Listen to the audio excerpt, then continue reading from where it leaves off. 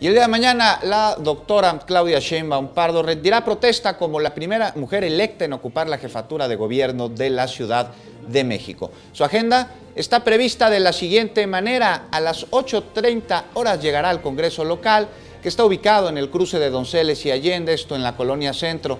A las 9 horas, la mesa directiva del recinto legislativo hará una verificación de quórum e iniciará la sesión.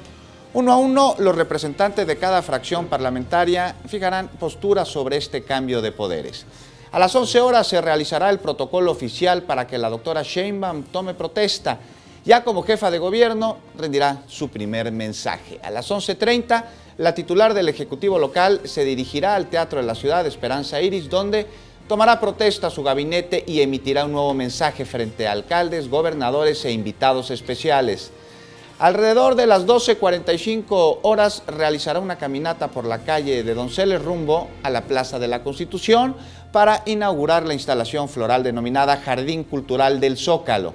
A las 13:45 horas, la doctora Sheinbaum realizará la entrega del Salón de Cabildos en el antiguo Palacio del Ayuntamiento a la ciudadanía, esto como parte de la inauguración del Museo Virreinal.